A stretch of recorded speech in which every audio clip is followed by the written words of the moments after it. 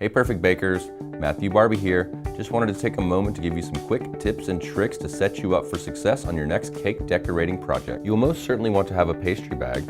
Offset spatulas are nice. A straight spatula is a very good tool to have. A various selection of piping tips, and a rotating cake stand or Lazy Susan is very handy but not necessary. Some of your more common piping tips include the open star, a closed star, and a straight tip.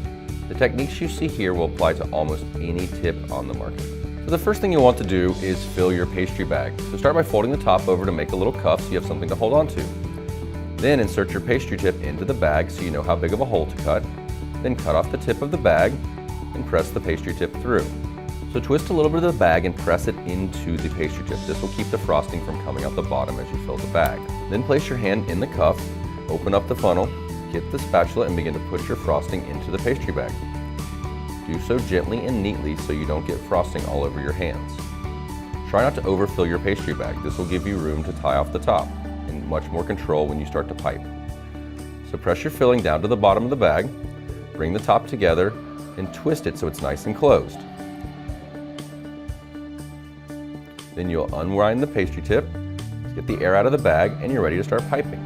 So you'll want to use your dominant hand to apply pressure on the bag and squeeze the frosting out, and then your other hand to guide the tip. Let's start by making some stars. To make a star, you want to hold the pastry bag at a 90-degree angle about a centimeter above the surface. Begin applying pressure until you reach the desired diameter of your star. Stop applying pressure to the bag, but continue to move the bag upwards to make the tip of the star. Another technique is the rosette. It's very similar to the star we just did.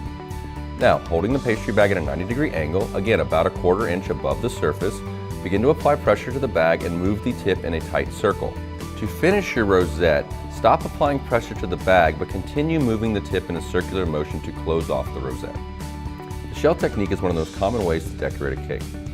To make a shell, simply hold the pastry bag at about a 45-degree angle, roughly 1 centimeter away from the surface. Begin applying pressure until the shell is the size that you want, then stop applying pressure and move the piping tip down and towards yourself to finish the shell.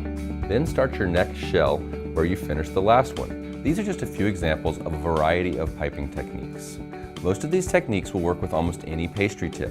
It's a good idea to take some time to play around and experiment with your different pastry tips to see what different shapes and sizes you can make. Now let's move on to decorating the cake. So once your cake layer is completely cooled, the first thing you want to do is cut the top off so that it is flat. You may also want to cut the cake layer in half to have multiple layers for your cake. It's very handy to score the cake all the way around and then cut deeper and deeper into the cake as you continue to spin it. This should give you 2 flat, even layers. Take some of your frosting and place it on top of the first layer of cake. Get a good healthy amount so you have about a 1/4 to a 1/2 inch of frosting between the layers. Once you spread it all out, don't worry too much about going over the edges. You can clean that all up later. Now place your next layer of cake on top of the layer of frosting. Make sure you line up the edges so it looks pretty all the way around. Now place more frosting on top of the cake, again trying to make that 1/4 inch to 1/2 inch layer.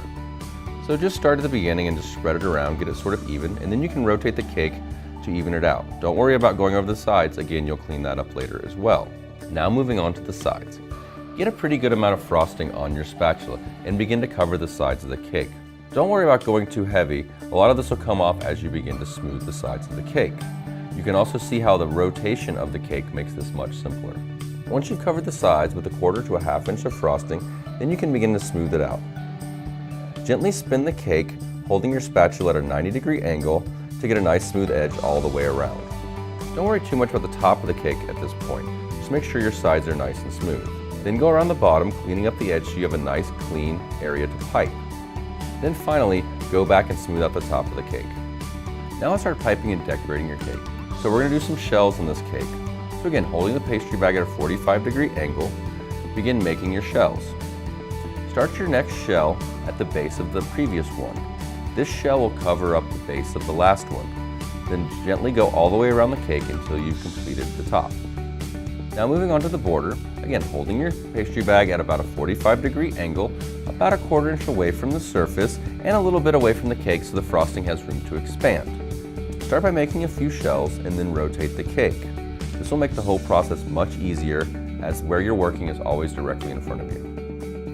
Continue this process all the way around the cake until you've completed the border. And there you have it, a beautifully decorated cake.